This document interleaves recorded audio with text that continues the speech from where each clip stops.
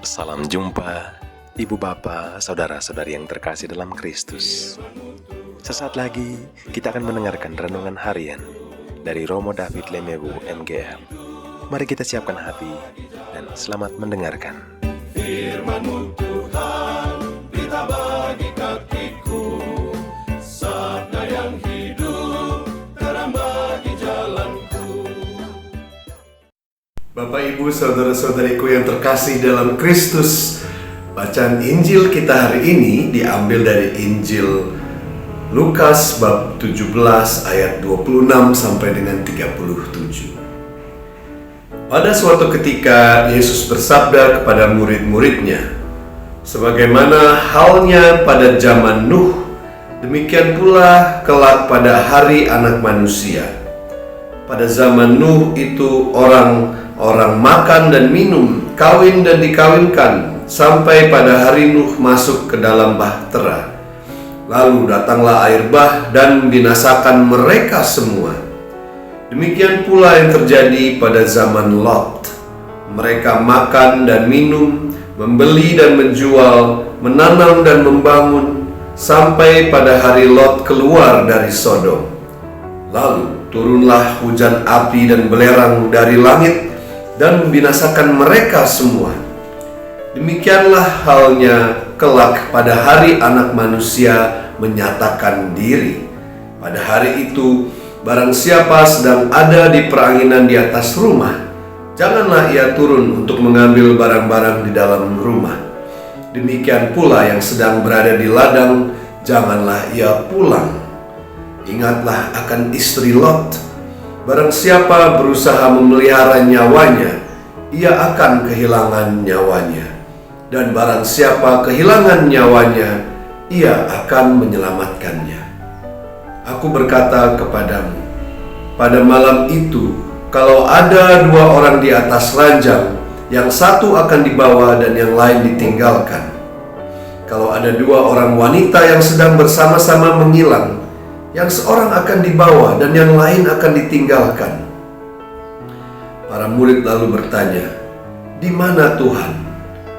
Yesus menjawab, "Di mana ada mayat, di situ berkerumun burung nasar." Demikianlah sabda Tuhan dan terpujilah Kristus. Bapak, Ibu, Saudara-saudari yang terkasih dalam Kristus, kita diingatkan kepada cerita di mana istri dari Lot, ya, dia saat mereka lari dari kutukan di tanah Sodom dan Gomora, saat belerang turun semua, dikatakan bahwa jangan melihat ke belakang. Lalu istri Lot melihat ke belakang dan berubahlah ia menjadi garam, ya, batu garam langsung beku, langsung tidak bisa bergerak. Saya pernah ke Tanah Suci dan melihat batu itu masih tetap berdiri. Kita diingatkan agar jangan melihat ke belakang. Dikatakan Tuhan Yesus bahwa seorang yang pergi membajak itu tidak boleh melihat ke belakang.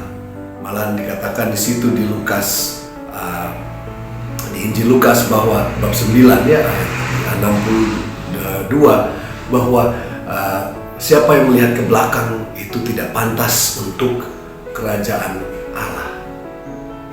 Banyak cara kita bisa tertambat di masa lalu kita. Ya, kita bisa tertambat di masa lalu karena kegagalan kita. Kita bisa tertambat di masa lalu dengan sejarah keluarga kita yang buruk dan memalukan. Kita bisa tertambat dengan masa lalu karena kesuksesan kita. Kita bisa tertambat masa lalu karena dosa-dosa kita yang sulit dilupakan dan diampuni. Kita bisa tertambat akan masa lalu karena penderitaan yang kita alami oleh perlakuan dari banyak orang. dari keluarga, mungkin juga dari komunitas, bahkan dari gereja, dan lain sebagainya.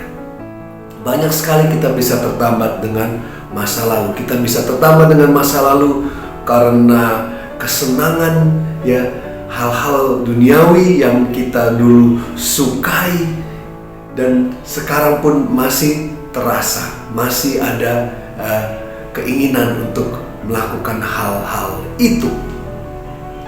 Dan bagaimana kita bisa meninggalkan itu semua seperti Tuhan Yesus katakan, ya, jangan tertambat di masa lalu. Ya, kita manusia yang lemah, ya, kita sering struggle tetap dengan hal-hal yang masa lalu. Mungkin kita tertambat kepada seseorang yang kita cintai di masa lalu dan tidak bisa kita lupakan. Memang hal-hal itu banyak dan tidak bisa dilupakan. Tapi apakah itu menjadi menghabiskan seluruh energi hidup kita? Itulah pertanyaannya. Ya. Ataukah mereka hal-hal itu semua, masa lalu kita semua itu menjadi bahan di mana kita bisa bertumbuh dan belajar untuk maju ke depan, maju mengikuti Kristus. Kita tidak diminta untuk melupakan semua, tetapi untuk melepaskannya, ya, melepaskan masa lalu kita. Kalau Anda seperti saya, Anda pun mungkin akan merasakan bahwa hal ini tidaklah mudah. Benarkah saya bisa melepaskan ini semua? Benarkah saya bisa maju bebas mengikuti Kristus? Kita sepertinya maju mundur, dan itulah pengalaman seorang manusia. Kita mau melepaskannya dan pelan-pelan belajar semakin lagi bergantung kepada Tuhan. Banyak cerita, bahkan santo-santa yang berjuang melawan masa lalunya. Sebagai contoh, ya, seorang santo Eugene dari Mazenot.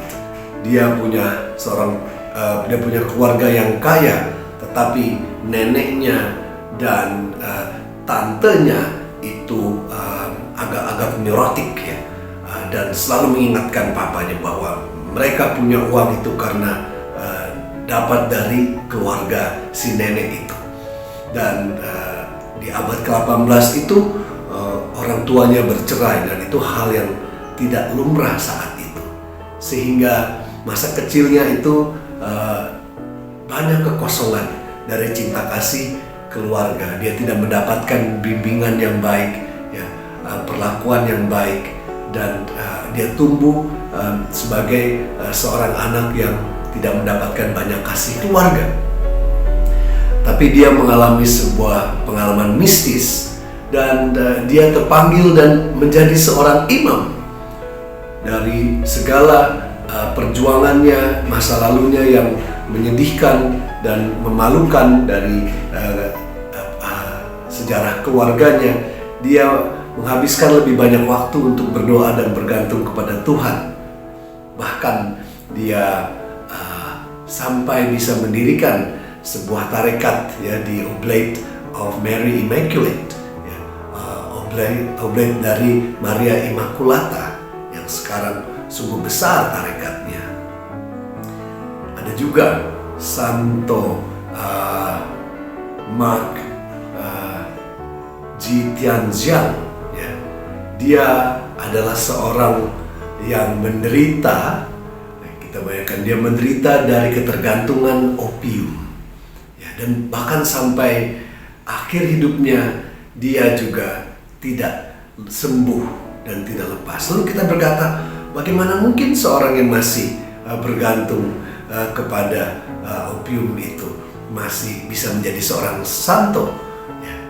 Tapi dia tetap berjuang, terus berjuang, dan terus mencoba mengandalkan Tuhan, dan dia tidak melepaskan iman Katoliknya.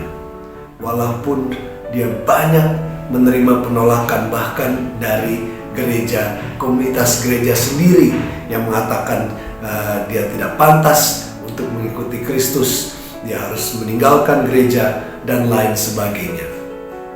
Tetapi dia tidak tertambat kepada penghinaan itu, karena biasanya orang yang menderita dari ketergantungan itu, mereka itu menderita dari, kita bilang, sebuah toxic shame atau malu yang sangat tidak sehat karena ditolak oleh banyak orang, bahkan diri sendiri juga. Tetapi dia saat mau dihukum mati atau dia harus melepaskan dan meninggalkan iman Katoliknya, iman Kristianinya, dia malah memilih imannya daripada bisa tetap hidup. Dan dia mati menyanyikan sebuah litani kepada Bunda Maria. Mari kita juga mungkin kadang-kadang mengalami penolakan diri, ya, melihat diri dan masa lalu kita yang sungguh mungkin memalukan dan tidak pantas. Tapi memang siapa yang pantas kepada Tuhan? Kita hanya bisa bergantung kepada Tuhan saja. Dengan membawa masa lalu kita meletakkannya di bawah kaki salib Yesus. Karena dia sudah tanggung semua. Kita mau agar Tuhan Yesus yang melepaskan kita daripada ketergantungan kita akan masa lalu kita. Ada sebuah lagu kecil yang baru saja jadi tapi lagi direkam-rekam, ya. Dikatakan begini: Kau yang tanggung semua, di salib pun kau rela. Ajarku ya Tuhan, untuk percaya padamu. Kau yang tanggung semua, di salib pun kau rela. Ajarku ya Tuhan, percaya padamu, Yesus.